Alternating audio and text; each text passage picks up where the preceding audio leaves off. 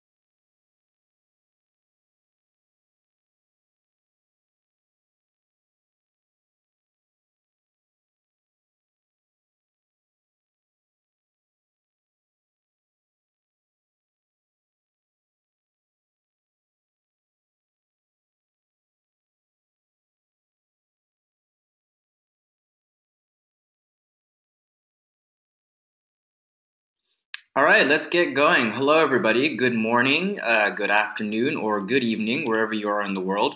Welcome to another Strat Chat webinar session. Today's topic is Build an A-Team to Tackle Disruption. As always, I'm your moderator, Kavi Gupta. I manage content and community at Strategyzer. Our host is co-founder of Strategyzer, Alex Osterwalder, and co-author of books Business Model Generation and Value Proposition Design. Our guest today is a collaborator and friend of Strategyzer, Whitney Johnson. She's a management thinker and a leading author with a few books under her belt, but we're also going to be talking about a book that she's kind of been, I think, releasing shortly. And it really is about the A-team and tackling disruption within that culture management. If at any time throughout the webinar you have a comment or a thought or some kind of feedback about the session, you can tweet at us at Strategyzer. Use the hashtag StratChat so we can follow along with the conversation. And I encourage all of you to check out our blog at blog.strategyzer.com for more in-depth content and blog posts around this topic, as well as with other topics around business model generation and value proposition design. I'm going to hand over the reins to Whitney now, who is going to, I'm just going to unmute her first, who is going to be leading the presentation. Alex, in the meantime, can you tell us and the audience a bit about our relationship with Whitney and why there's a lot of commonalities with what she is doing and what we're doing at Strategyzer as well? So I'm really excited to have Whitney on the Strat Chat today. Whitney has been a friend and inspiration for many, many years, and we happen to be in the same group around that management thinker Marshall Goldsmith in the Goldsmith 100. And the connection is really around disruption. While we have been writing about how companies are disrupted and how they can react to that, Whitney has done a lot of great work among many things, but focusing on individuals and personal disruption, and coming up with a new book very soon on building an A-team. And I think it's very important to have that kind of A-team if you want to survive as an organization in the times of disruption that we're living through as organizations today.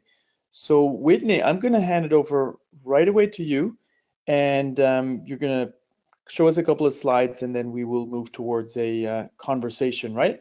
And in the meantime, Kavi will be monitoring the questions, anything coming from the audience. So I encourage you to shoot us any questions in the chat window if you have any during the presentation. Whitney, floor is yours. Wonderful. Thank you, Alex. Thank you, Kavi. I'm so delighted to be be doing this webinar with you. So I will get started with saying to you, think about the fact that many of you who are listening to this webinar have in the past and perhaps are currently disrupting your competition. You are riding high, but you still sometimes wake up in the middle of the night wondering, am I becoming vulnerable? Is my company about to be disrupted? And if you are looking for a very back of the envelope way to gauge whether or not that might be happening, I'd like to encourage you to take a look at where your workforce is on the S-curve. And to introduce this idea and notion of gauging and analyzing that, I want to tell you about a conversation that I recently had with one of my CEO clients. He had called me to tell me that one of his key people had just announced that she was leaving. And he said, you know, I know she wants a job closer to home. She's been commuting about an hour. She has 5 children. She wants to be, you know, this new job's about 5 minutes away from home.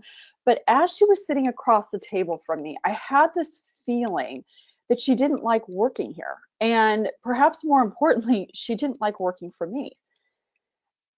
Maybe some of you have had a similar concern. I know I have. You want to be a great boss. In fact, a lot of people have come to work for you. They hired you to be their boss because they believe that with you, they could bring their dreams to work. But when you are trying to get stuff done, you've got these tight deadlines, you've got product to ship, we sometimes feel like we need people right where they are doing what they've always done, and without meaning to, you've become that boss.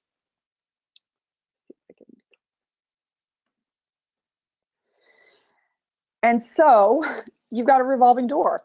And it doesn't stop. And you're probably the one pushing it, the one that your talent is walking through. And it is not the ping pong table's fault. In the United States, about 3 million people quit their jobs every month. And that's about 15% of the working population every year, which means that right at this very minute, one of your top performers is probably about to walk out the door. And it's costing you time. And it's costing you money. It's the Innovators Dilemma, but with people. It shouldn't need to be this way. What I've learned, having been a stock analyst on Wall Street and then co-founding an investment firm with Clayton Christensen at the Harvard Business School, he wrote The Innovators Dilemma, is that the theory of disruption that we apply to products also applies to people. I've since spent the last 5 years researching and codifying a framework of personal disruption so that whether you are scaling a business, building a team, or just trying to get your people to be more innovative, you've got a structure to do this.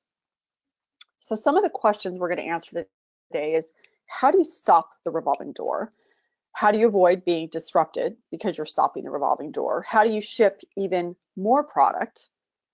And how do you become a talent magnet, a place where people want to work and a boss that people want to work for?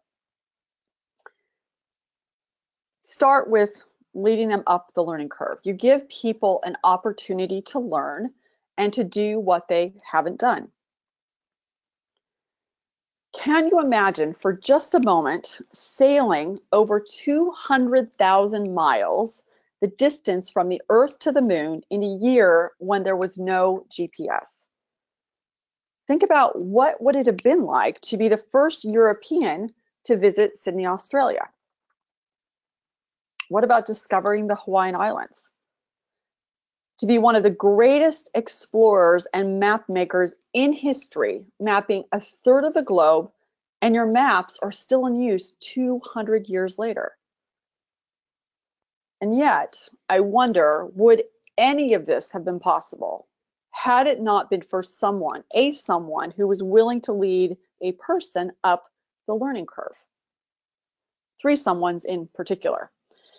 There was a young boy who grew up in a poor family in England, an impoverished family in England in the early 1700s.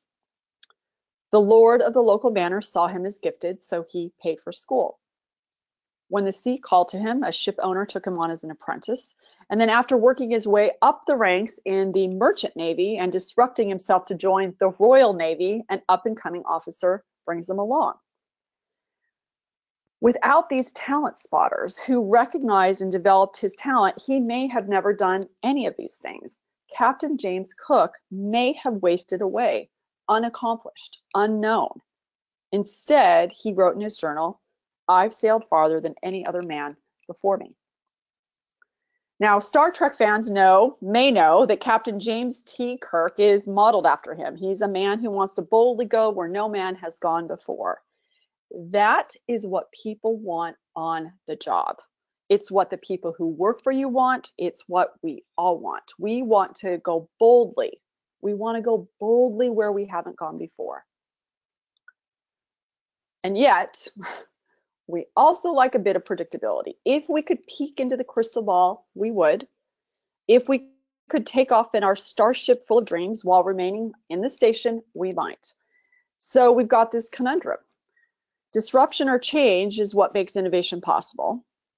But it also challenges our current way of thinking, of doing things without a clear alternative. And it is especially murky with people. This is where the S-curve model, many of you know this very well, it's popularized by E.M. Rogers in 1962, comes in. At our Disruptive Innovation Fund with Clayton Christensen, we used it to help us gauge how quickly new innovations would be adopted. It helped us make the unpredictable predictable. At the base of the S, you can see that growth is slow until a tipping point is reached. And then once that's reached, you enter hypergrowth, and that's typically at 10 to 15% saturation of the marketplace. And then at 90% or almost complete saturation, your growth tapers off. As we were investing, I had this insight that this S-curve could also help us understand individual careers. The S-curve math tells us that at the low end of the S, when we start something new, we're at the bottom of a wave and it feels like a slog. This helps us avoid discouragement. As you put in the effort, which typically comes after 6 months to a year, you roar into competence. And with this comes engagement, it comes confidence. And then as you approach mastery, things get easy because your brain's no longer enjoying the feel-good effects of learning, you get bored. Let's in fact look at an actual wave and how a wave happens. Ocean waves are caused by the wind moving across the surface of the water. So the friction between the air molecules and the water molecules causes energy to be transferred from the wind to the water. This causes the wave to form. What's interesting, and think about if you've ever been to a sports event and people have done the wave around the stadium, is that the water doesn't actually travel with the wave. It only moves up and down. It's the energy that travels. It's the same with every single individual.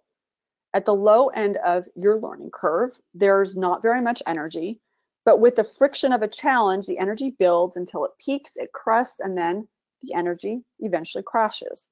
Same water, same person, different levels of energy. Just like an ocean is made up of many waves, your organization is made up of many S-curves.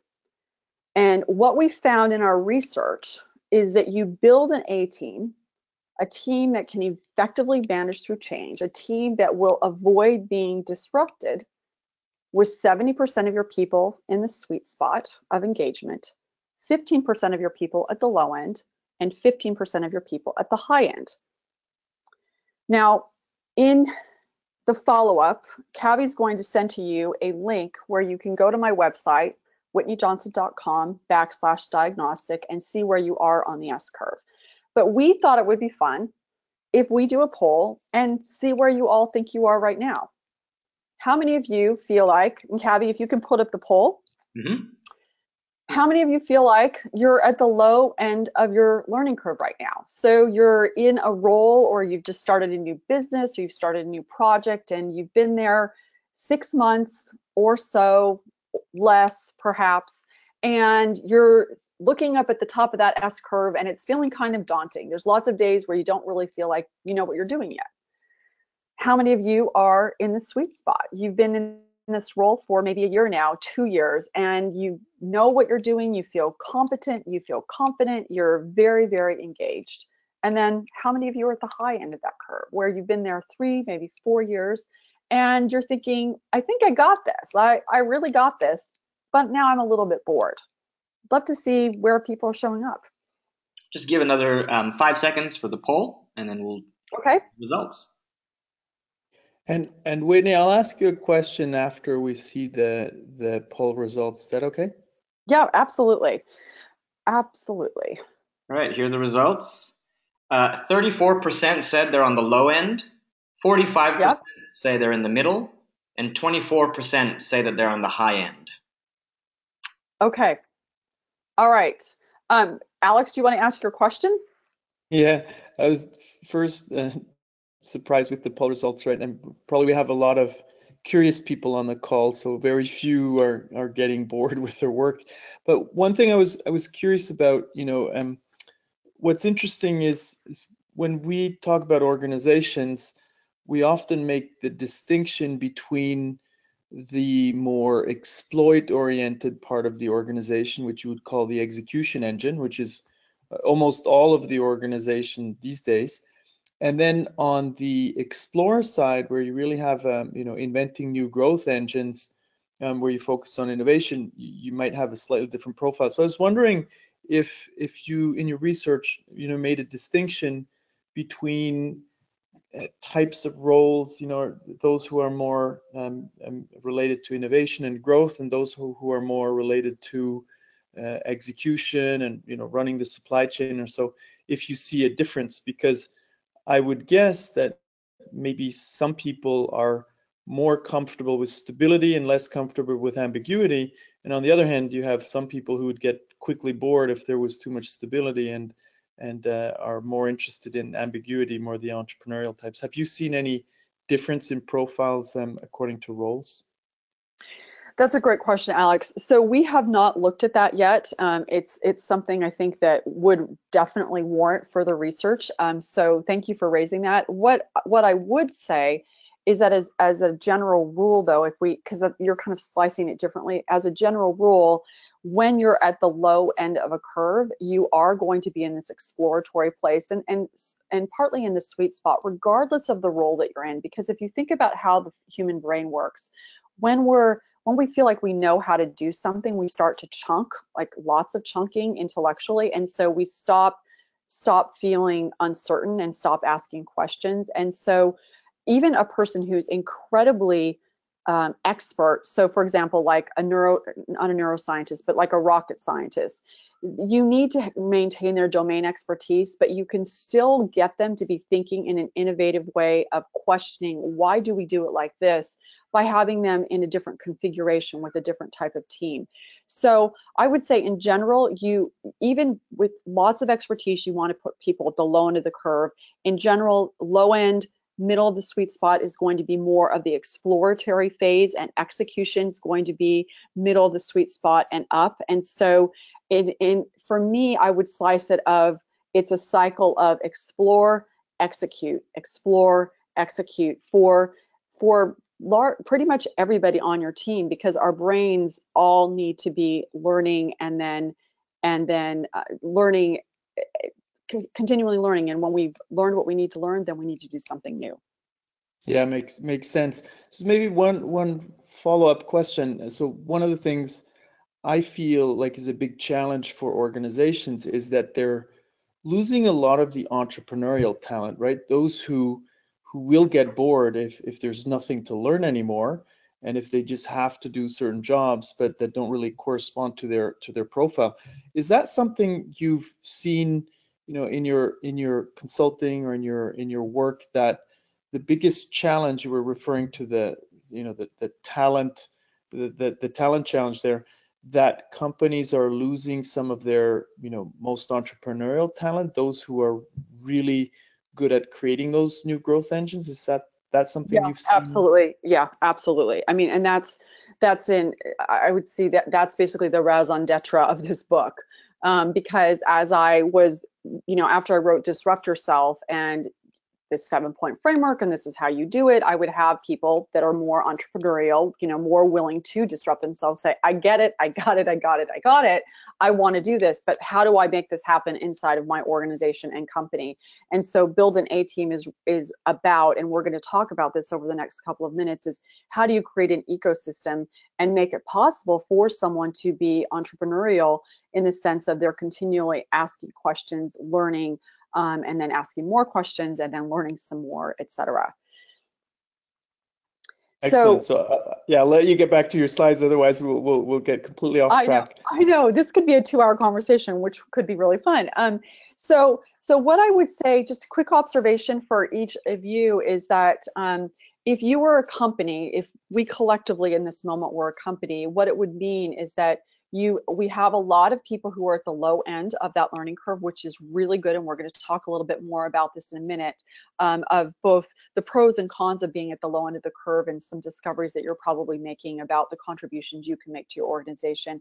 We don't quite have enough people in the sweet spot. So we would want to get more who are able to be in that execution phase that you were talking about. Alex, the other thing I would say is that we probably have a few too many at the high end of the learning curve. You want to have at most about 15%, because people at the high end of learning curve, and we're going to talk more about this in a minute, can contribute in very unique ways, and they're also getting bored. And so what do you do around that? Mm-hmm. And so this comes to really what I said at the very beginning. If you want to quickly determine if your company is at risk of disruption, you take the pulse of your workforce. And if you have too many people at the high end, they're going to be disengaging. And so then you put your company at risk. So now, let's see. Okay, so now you've got this S curve. You know how you want to have, what percentage you want to have on each of the curve. You've got a clear picture of where your flock of S curves is. It's time to load balance, to practice personal disruption, to create a cadence, to learn, leap, and repeat. And to illustrate what this can look like, I want you to suppose for just a moment that you've just picked up the phone and you've gotten a call from a headhunter. Do they say headhunter in Europe? They do, right, Alex? Headhunters? Absolutely, yeah. Okay, all right. So it's for a job that sells a product that was invented 60 years ago. At the time, it was a really important invention. It kept expensive rockets and missiles from rusting, but the product actually hasn't changed much for over 60 years. So my question to you is, would you be interested in that job? Would you even entertain the opportunity given what you know about the product? Now, what if the headhunter tells you that people they love to work at this company? Engagement scores are 90% plus. You might ask, like I did, why, how? And this is what I wanted to know when I interviewed the CEO, Gary Ridge. It was a perfect company to test my hypothesis that if you will let people learn to go where they haven't gone before, they're going to stay. 3 senior leaders at this company started as a receptionist, and 1 is now the brand manager. When we administered our diagnostic, we found that 60% of the employees believe that they can satisfy all their career goals without ever leaving the company. This is a company that develops people through repeated personal disruptions. This is a company, like you were just saying, Alex, that allows people to be perpetual entrepreneurs. They allow them to learn, they leap, and then they repeat. What's interesting is over the past 20 years, the market cap of this company has grown from $250 million to $1.6 billion. Not bad for a company that sells a can of oil. So let's get into the details. How do you execute this S-curve strategy? And how do you have people at different points on the curve? I went to Butte, Montana to find my answer. It's known as the richest hill on earth. In the mid-1800s, it attracted miners who were panning for gold and silver. When the initial rush disappointed, the speculators, they all sold off their claims, and then this next wave of miners bought them, and they discovered copper. At the time, again, this is mid 1800s, copper was not valuable, but as technology developed over the next couple of decades, electrical wiring, it became a thing, and copper became extremely valuable. So Butte, Montana, which is in the middle of the United States, presented a once-in-a-lifetime opportunity, not for people who wanted instant gratification, but for people who were patient. And those people are now known as copper kings. I often think of Butte, Montana when I hear that businesses can't find graduates with the right skills. Is it possible that people only want to hire for top of the curve expertise, the gold standard, when silver will do? And how about copper? I mean, really, there are compelling reasons to go for copper, to hire for potential, not for proficiency. And one of the best ways for people to do that, for all of us to do that, is to look in unconventional talent pools, like internal hires, people who are already inside of your organization. You've become you don't notice them anymore. They're like wallpaper, and yet they've got these skills that could be transferable. Another place to look is boomerangers, people who have been at your company and have left and now want to come back. Now, historically, people didn't like to hire boomerangers. I think it's because they felt like it was like a jilted boyfriend or something, like you left, you can't come back. But in fact, when people leave, effectively, they're going somewhere else and they're getting trained on someone else's dollar, and they want to come back and work, I should say euro, they want to come back and work for you. On-rampers, people who have left the workforce to care for children or to care for parents. These people have loads and loads and loads of often loads of soft skills that the workforce desperately needs. And then finally, there are people who are self-taught, people who don't have necessarily any formal education in an area, but are credentialed and can show you through a platform like Degreed, for example, that in fact they have the skills that you need. These unconventional hires are not overpriced, they're not overpicked, and they're often hungry with something to prove. So let's ask all of you the question is, when was the last time you made an unconventional hire? Was it in the last month, the last year, within the last 5 years, or never? And Alex, I'm going to ask you the question. You can kind of riff on this for a minute while we're waiting for people to fill in the poll. Or what are your thoughts in general? I won't put you totally on the spot, but just what are your thoughts as you think about this? Excellent. I think you're spot on, right? Hiring, for potential is a big thing, given that the world is changing so fast, right? And I'm particularly thinking about, think of the innovation engine, where you need people who are T-shaped, that they can go very broad on a whole series of topics. And, probably the only one they really need to be able to go deep on is pattern recognition. So, entrepreneurs are definitely, people who have a lot of potential to explore very, very many different areas. So I think this is great, and I think it's extremely relevant in the context of innovation in large corporations. So this is very, very important for our audience.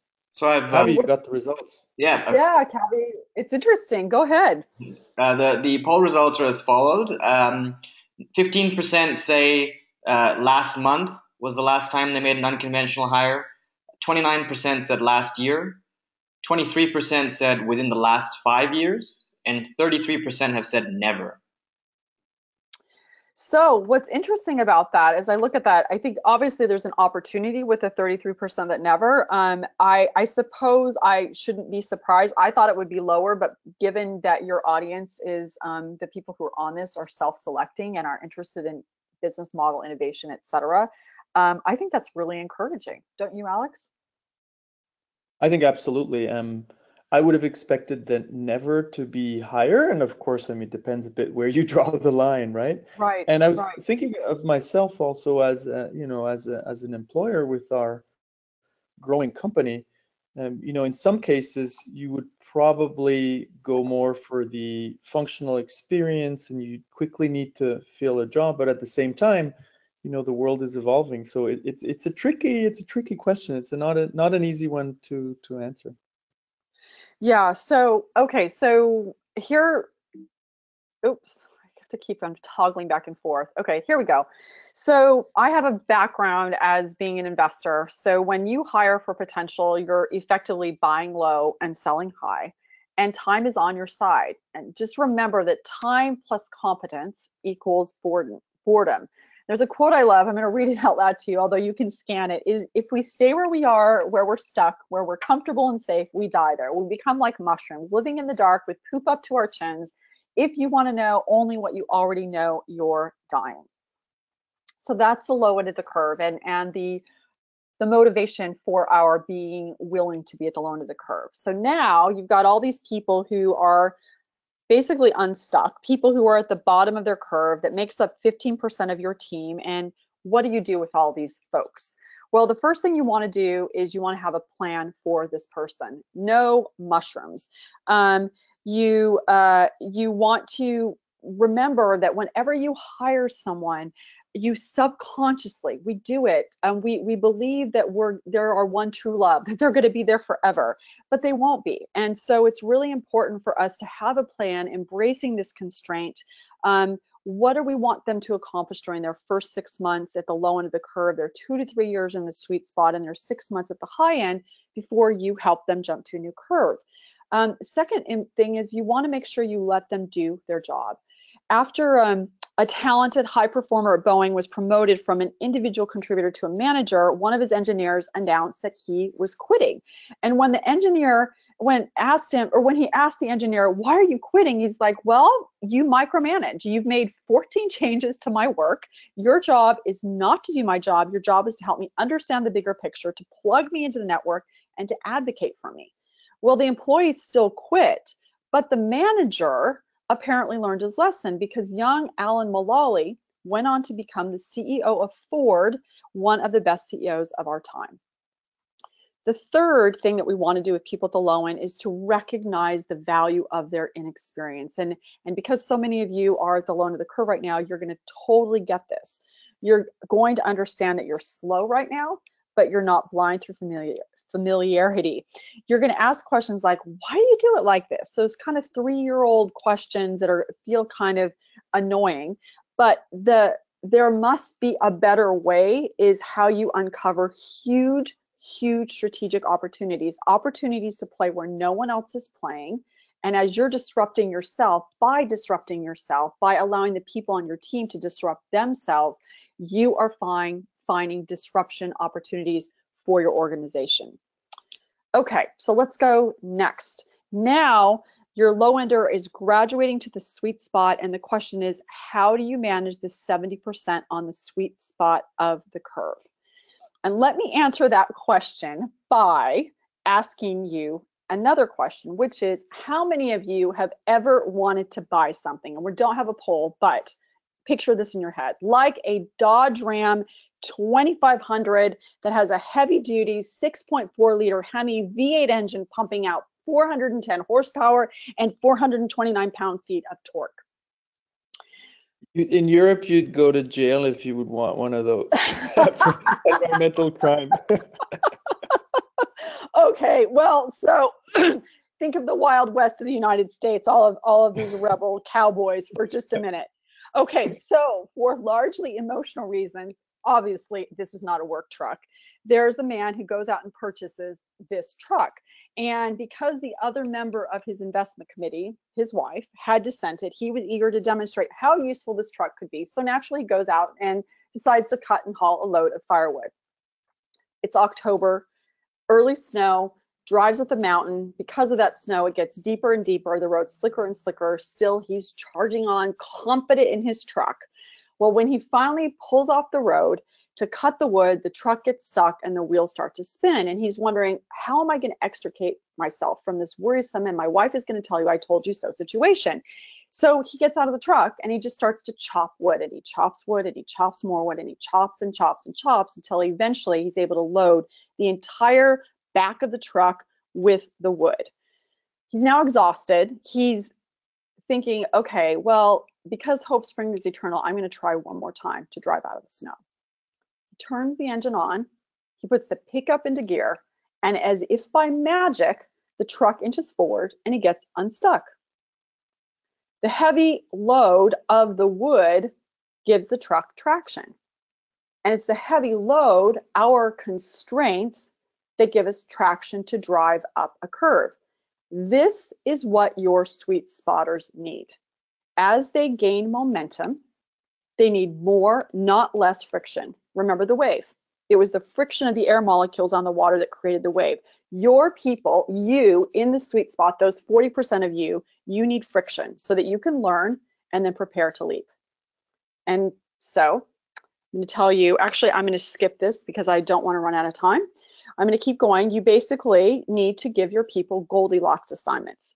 You need to have them be not too hard, not too easy. And with your people in the sweet spot, don't forget to appreciate them. They're not a problem child. Don't make them one by ignoring them. It's easy to ignore people where everything's working.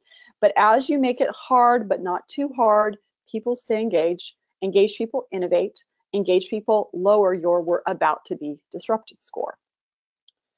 All right, I'm going to pause there for just a second. Alex, any questions, comments before I proceed? Yeah, maybe just a quick one. So when you say, I really like this a lot, but when you say you need to give people, these kind of tasks, it almost feels a bit like top down, right? And if I think of, the kind of model that W.L. Gore put in place where there is no management, it's more self-selection, could we also argue that you need to give people the opportunity to pick the right kinds of jobs? So it's less maybe a management challenge, but an organizational challenge. So people kind of self-select the jobs that are just, hard enough for them, not too boring, right? That we would have more of a bottom-up model than a top-down. I think that makes a lot of sense. And I would say, Alex, it's a both and, because so I love that model of W.L. Gore of allowing people to self-select what projects they want to move on. I think it continues to be a management challenge where the manager allows that to be a possibility, because even though people can self-select, there's someone within that ecosystem that's making it possible for them to self-select. So I would say it's a both and. Yep. Okay, great. Okay, so now we're going to go to the top of the curve. And if you look in the middle, if any of you have followed, on the left, it's George Washington. If any of you've seen the Broadway play Hamilton, you'll know the guy standing in the middle is Hamilton. Alexander Hamilton was at the top of his learning curve. He'd been George Washington's secretary for 4 years, and he was ready to jump to a curve in the military. Washington said to him, I can't promote you to go into the military over other full colonels because that wouldn't be fair. But the real problem was that Hamilton had become Washington's alter ego, and Washington didn't want to lose him. So now there was this falling out, and unlike most bosses, or many bosses, I shouldn't say most, he eventually honored Hamilton's decision, and Washington lost his right-hand man. So here's your challenge. After 3 or 4 years, people have reached the top of the curve. After months, maybe years actually, of investment, your employee is up there and they're your go-to person. And so you're saying to yourself, like, why would I push them to do something new? I mean, they're a master, like they know exactly what they're doing. You like them, I like them right where they are, doing what they've always done, where they do me or you the most good. But this is the danger zone, because they're going to get bored and they're going to leave, or even worse, they're going to stay and be complacent. So again, you need a plan. Here's how you manage people at the top of the curve. You want to say to them something like, I need you here right now. I need you to be here in this place for 6 months, a year, maybe even a year and a half. And I will then help you jump to a new curve. I will make it possible, advocate for you within this ecosystem for you to do something new. But in the meantime, what I need you to do is to push people to excel, like a pace car going around, is to set the pace for the other people on the team who are at the low end in the sweet spot. I need you to train people. You're now at the top of the curve. You've got this vista. If you can think of the top of the curve as the top of a mountain, there are things that you can see, a perspective that you have that you can convey corporate memory to other people. And I need you to facilitate collaboration because you don't feel you're objective in that you are at the top of the mountain. You're also subjective because it's your company and you care about people working together. Great example of this, of what this might look like, is a fellow named David Warson. He's an electrician. He worked at the furniture manufacturer Steelcase. When he was 65, he's like, you know what? I don't really want to go. I'm not done. And so they did a phased retirement plan. It was good for him, and it was also great for the company because they had a lot of baby boomers who were leaving. So now you've learned it's time to leave. To be clear, it may be that people don't want to leave. And so that's a longer conversation and we can come back to that. But usually people want to leave. And I think especially in this particular audience. So the way you help them leave is you come to their aid. First of all, you applaud their achievements. We memorialize when people have a promotion. We memorialize birthdays. We memorialize anniversaries. One of the things you want to do is say to yourself, okay, when you're at the bottom of the curve, I wanted you to accomplish this. Now that you're here, what good things happened because you were in this role? And take a moment and applaud it and acknowledge it. The second thing we want to do is, if you haven't already, is identify the new learning curve. And the third is deliver. You made a contract with them that if they would deliver for you and helping you climb the curve that you're on and getting work done, that you would now help them jump. So deliver on that, advocate for them, be their sponsor. Let's do another poll. When was the last time you sponsored an S-curve jump? Someone inside of your organization that you made it possible, and maybe, made it possible for them to jump to a new learning curve. Cool. This is interesting because we're a pretty young team. I guess many of us are at the bottom of the S-curve, just trying to, stay up with what we're trying to build. In our case, could one even argue that sometimes you can have too many people at the bottom of the S-curve and not enough people at the top? Yes, absolutely. Absolutely. In fact, I remember not too long ago, I was having a conversation with a person when I was at the Thinkers 50 event, and she was telling me about how she was building this team, and she had like 25 people on her team, and half of them were at the low end of the curve. And so what you can do in those particular situations is you can basically synthesize a properly load balanced curve by bringing in a person, a ringer, kind of someone who's at the top end of the curve for 3 months or 6 months, who can help you load balance and help bring along those people at the low end of the curve. Because yes, you can have too many at the low end, just like you can have too many at the high end, and you can then create a synthetically balanced curve in the short term by bringing in people who are experts at different points of the curve. Okay, caveat the results. Yeah. So 12% said last month was the last time they actively sponsored the jump to a new curve of high potential. 31% said last year. 27% said in the last 5 years. And 29% said never. Okay. I have to say, bravo again to all of you. I would have thought the never would be higher. Alex, any quick thoughts on your part? No, but I have a question to you, just seeing this also. I mean, one of the things I think that we might not be doing enough in some of the larger organizations in the world, or established ones, is help some of the people who have, the potential to grow maybe an internal growth engine to make that jump, right? So rather than staying in a highly paid, executive job where you're kind of working on your career, or, furthering your career, saying, well, I believe you'd be the perfect person to create, one of our new growth engines, which is usually career suicide because nobody wants to be in innovation these days. Yet organizations are not rewarding innovation, enough yet, I guess, symbolically. Do you see that connection as well, that, sometimes we're maybe missing out that sponsorship of asking some of our best executives who might have the profile for innovation and entrepreneurship to actually make that jump? Yeah, absolutely. And again, I think part of the purpose for this book is that there's this, like you said, there's this sense of career suicide. I think The thing that to me is really important is oftentimes we will hear ideas like this and think, well, if I could talk my boss into doing it, right? And then we could do it. One of the things that's really important that was taught to me by my mentor and yours as well, Alex, is Marshall Goldsmith, is that inside of an organization, as long as there's buy-in for making these jumps, or S-curve jumps at the CEO level, and then you yourself as a boss are willing to let other people do it, then it can be possible. I think it's super critical, and I talk a little bit about this in the book, of the importance of you as a manager when you're having these jumps happen, is to be able to say to people, okay, we're going to look at this, we're going to try this, we're going to have this person jump to this new curve, but there's risk in doing it.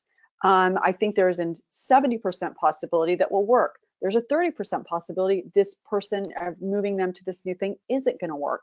It's an experiment. We think it's important for the organization. We think it's important for this person. Will you back me up with this experiment? And I think that those kinds of conversations, provided again that you've got the ultimate backing from the CEO, and I'm going to tell you a story about that in just a minute, I think that can go a long way to making it possible for people within your team, everybody who's listening, to make some of those jumps so that it doesn't turn out to be suicide. And in fact, again, it ignites that engine of innovation, because this person who's been at the top of the curve and is getting stale, but is brilliant, is now at the bottom of the curve and saying, I don't know what I'm doing. And because they don't know what they're doing, they're going to figure out all sorts of interesting places for your organization to play. Excellent. Good stuff. Okay. All right. So let's go to the next slide. Now, here's the thing.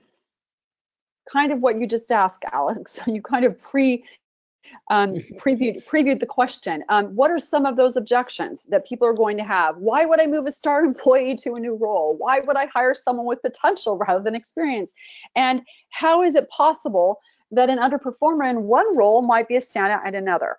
And so there is going to be a case that needs to be made. And the trick to doing this is based on behavioral psychology, is just to make it scarier for them not to change.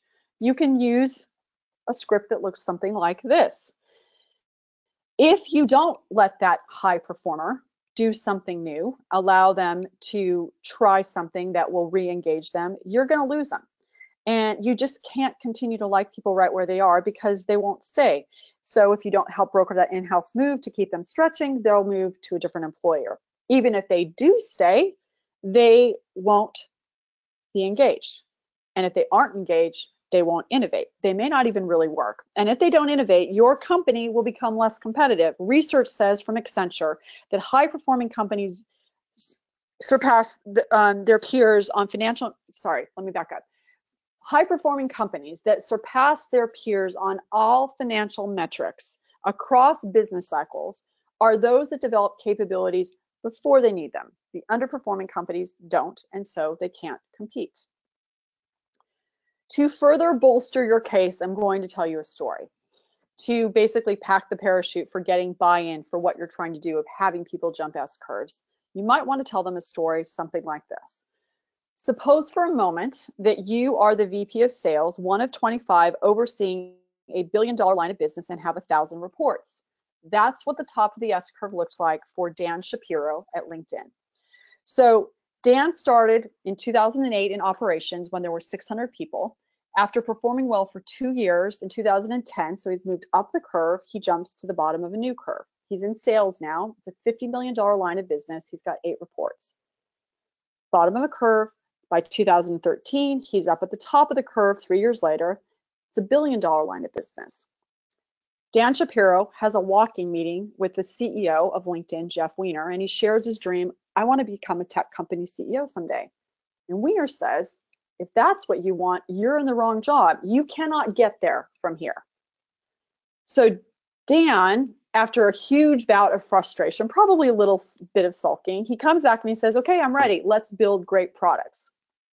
Okay, think about this for a minute.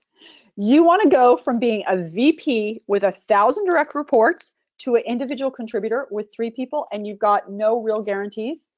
Based on the data, and LinkedIn, as we all know, has lots and lots of data, people do not move from sales to product management.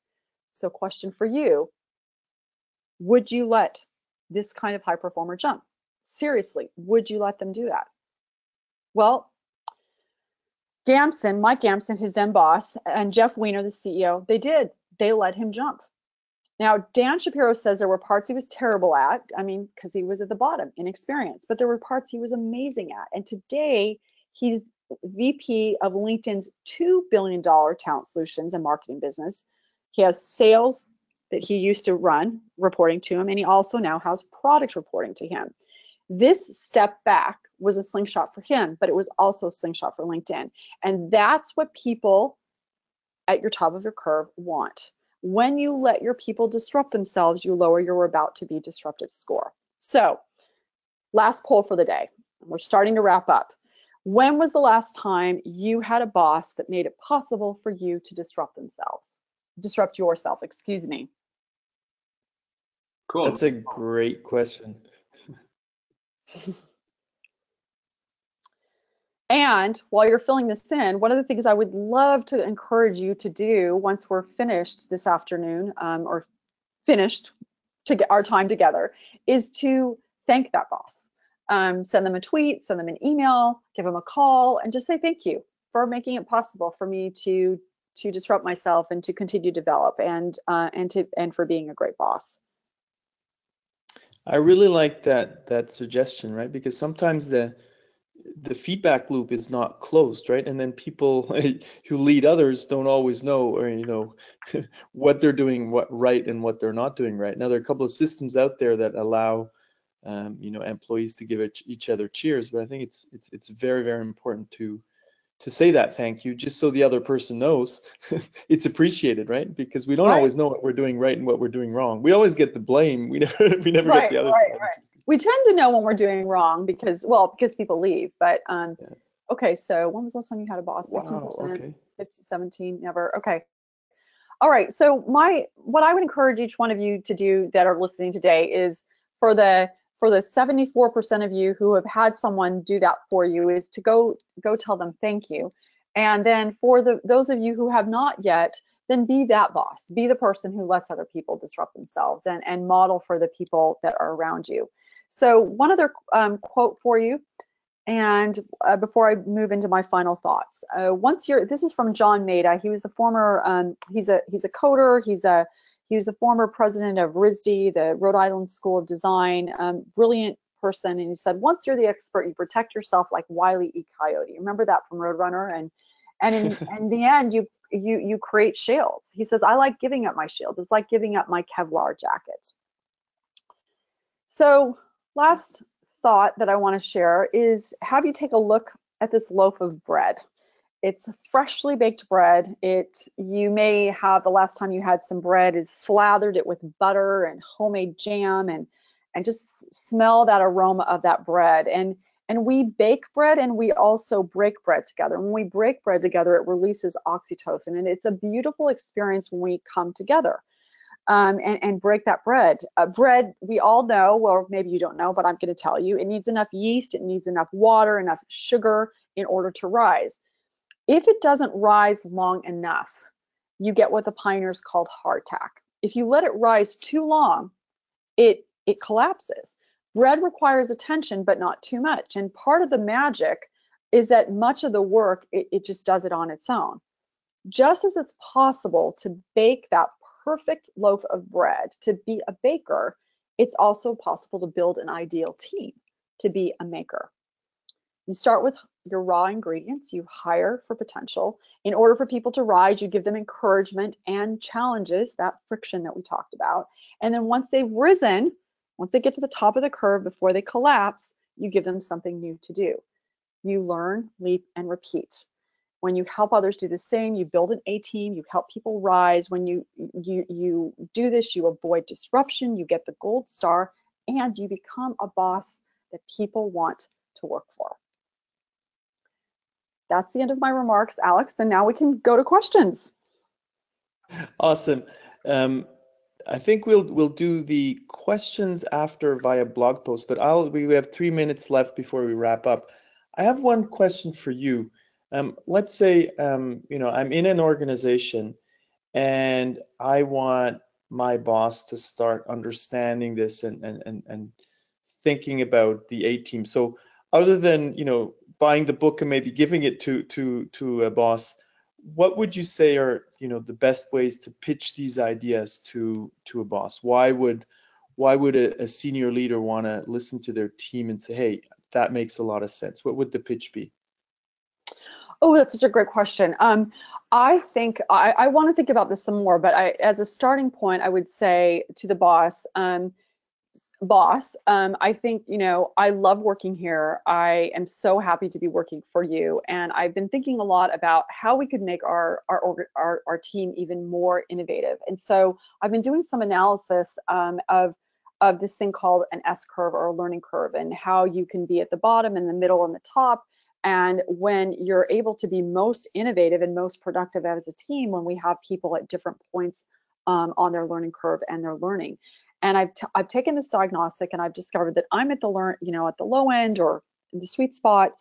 And we've got other people on our team at these different points in the curve. And I think that we could be even more productive and more innovative if we explored having maybe another person on our team that has no idea what they're doing. Or we had someone who, or we gave another person a little bit more training so that they could get into the sweet spot faster, so that we could execute more quickly. And there's this other person on our team who I think is super fantastic. And I love them, and I would hate to lose them. And this is not being Machiavellian, like truly believe this. I would hate to lose them, but I think their talent is could be better used in other parts of the organization. This is what it could look like. And I think it would be great for our team, and also great for the organization generally, if we could figure out a way to use this S curve of learning as we're managing our team, so that we can drive innovation and ship even more product, because once we're all engaged, we're going to be even more all in. Great. Whitney, when is the book coming out? Tell us. On May 1st. May 1st. Excellent. Yeah. So we will definitely mention that in our newsletter as well. Whitney, thank you very much. Time flies. I didn't even realize, like, 55 minutes have just passed by. A very, very interesting topic, and very, very relevant to keep organizations fresh and keep people learning and keep them in our organizations, right? Exactly. I will pass over to Kavi to wrap up, but I'd like to thank you, Whitney, for sharing this with us, and good luck for the book launch. Thank you, Alex. Cool. Yeah. Thanks, everyone. Whitney, thank you for making the time to talk to us today.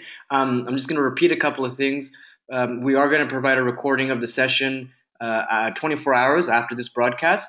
And we're also going to, in that follow-up email, we'll include some links from Whitney about the book. And I believe there's an actual practical exercise of some kind, Whitney, correct me if I'm wrong, regarding the S-curve. Yeah, that's right. That's right. You can take the diagnostic and see where you are on the curve, but then you could also download it and have your different people on your team, and then just see where you all collectively are.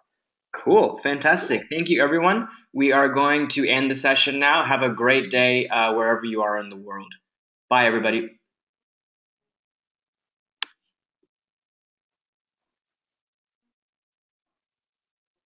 Kavi?